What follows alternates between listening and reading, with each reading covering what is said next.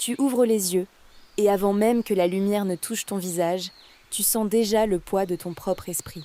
Tu es Anaïs, une enfant prodige piégée dans un monde qui préfère crier plutôt que de réfléchir. Tu sors de ton lit.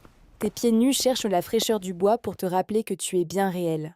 Tu marches dans le couloir silencieux, évitant les jouets abandonnés par tes frères comme des mines terrestres. Tu t'assieds dans la cuisine vide. C'est le seul moment de la journée où la maison t'appartient vraiment. Tu regardes la vapeur s'échapper de ta tasse et tu te demandes si tes pensées s'évaporent aussi facilement. Soudain, un bruit à l'étage. Le chaos se réveille, ton sanctuaire est sur le point de s'effondrer. Tu ramasses ton sac à dos. Il est lourd, non pas de livres, mais des attentes que personne ne formule tout haut. Tu fais le premier pas sur le trottoir. Pour le monde, tu es juste une petite fille. Pour toi-même, tu es une énigme. Tu te tiens devant la porte d'entrée.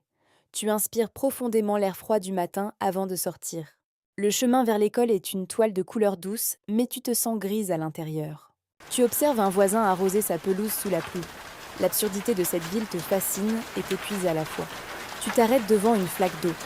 Le reflet qui te dévisage a l'air beaucoup trop vieux pour son corps. Le bus scolaire passe dans un rugissement de métal. Tu as choisi de marcher, le silence est ton seul ami ce matin. Les portes du collège d'Elmore se dressent devant toi comme l'entrée d'un théâtre où tout le monde oublie son texte. Tu franchis le seuil. Immédiatement, une vague de cris et de rires futiles s'écrase sur toi. Au loin, tu aperçois tes frères. Ils courent après un ballon invisible. Tu les aimes, mais une galaxie vous sépare. Tu ouvres ton casier. Contrairement à ceux des autres, le tien est un sanctuaire de logique et d'ordre. Tu sors un livre de physique quantique. C'est le seul bouclier que tu as trouvé contre la stupidité ambiante. La cloche sonne, stridente. Le premier acte de cette comédie absurde va commencer. Tu entres dans la classe de Mademoiselle Simian. L'odeur de la craie et de l'ennui flotte dans l'air. Tu t'assieds à ton bureau, tes pieds ne touchent là même pas le sol. La leçon commence. Ce qu'ils apprennent aujourd'hui, tu l'as déjà compris à l'âge de 2 ans. La voix du professeur se transforme en un murmure lointain, comme le vent dans des arbres secs. Tu regardes tes camarades de classe. Ils luttent avec des concepts si simples que ça te brise le cœur. Pour ne pas devenir folle, tu glisses ton livre d'astrophysique sous ton cahier de brouillon. Ton regard dérive vers la fenêtre. Un nuage en forme de baleine flotte paresseusement dans le ciel azur.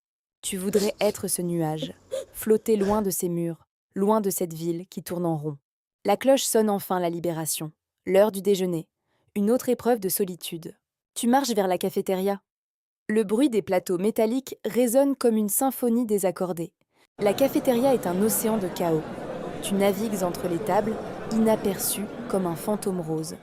Tu trouves une table isolée près de la fenêtre. Personne ne veut s'asseoir avec la fille trop intelligente. Tu observes Gumball et Darwin à l'autre bout de la pièce. Ils rient aux éclats, couverts de nourriture. Leur joie est si simple. Tu ouvres ton repas. Un sandwich parfaitement coupé. Même ta nourriture semble trop organisée pour cet endroit. Finalement, le bruit devient insupportable. Tu laisses ton plateau et tu sors dans la cour arrière. Tu trouves ton refuge habituel, sous le vieil chêne, loin des cris et de la futilité. Tu t'assieds contre le tronc rugueux. Tu sors un carnet et tu commences à dessiner des schémas de moteurs à antimatière. Un papillon bleu se pose sur ton carnet. Sa beauté est mathématique, fractale. Tu restes immobile. Le papillon s'envole. La cloche sonne. La récréation est finie. Ta solitude reprend ses droits. Tu marches vers le prochain cours. Cours d'art plastique, un endroit où l'on te demande de dessiner sans logique. Ça t'angoisse. Tu entres dans la salle d'art plastique. Il y a de la peinture partout, un chaos de couleurs qui défie toute équation. Le professeur vous demande de peindre vos émotions. Pour toi, l'émotion est une variable instable, illogique. Tu fixes la toile blanche. L'absence de règles et de formules te terrifie plus que l'ignorance des autres. Tu commences à tracer des lignes, des angles parfaits. Tu dessines la structure moléculaire de ta propre tristesse. Le professeur s'approche, soupire et te dit de te lâcher. Il ne comprend pas que c'est impossible. Tu réalises que même dans l'art, tu es une étrangère.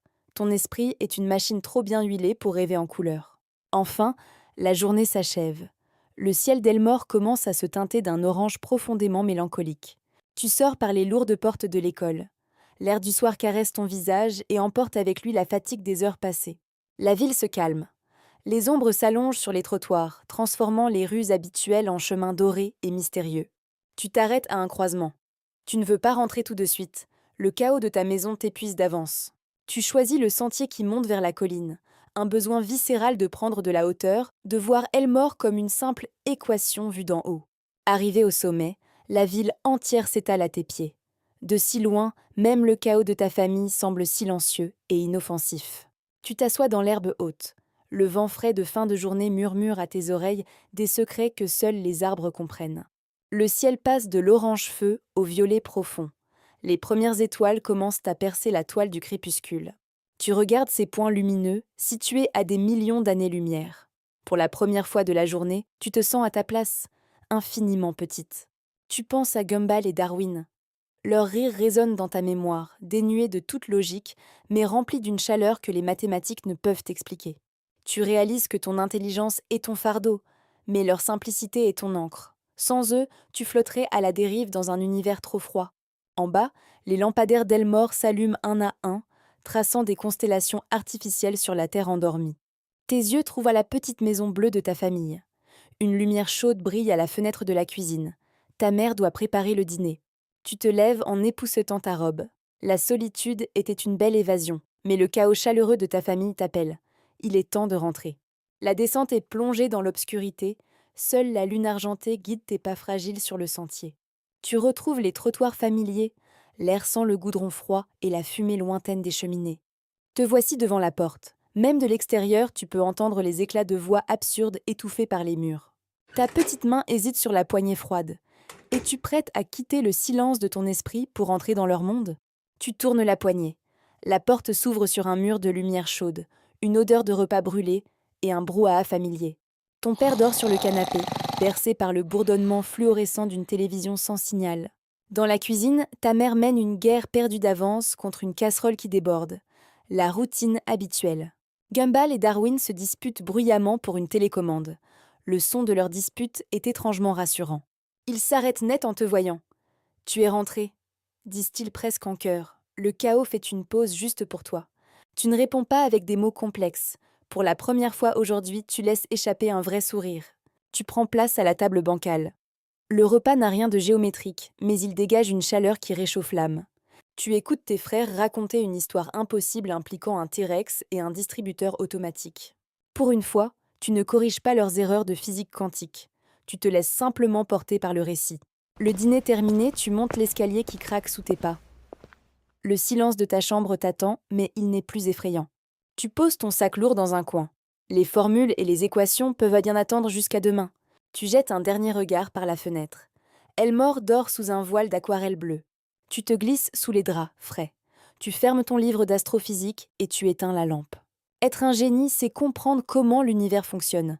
Mais être une enfant, c'est savoir avec qui le partager.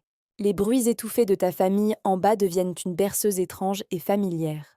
Tu t'endors enfin, non pas comme une anomalie mathématique, mais comme Anaïs. Et demain est une autre équation.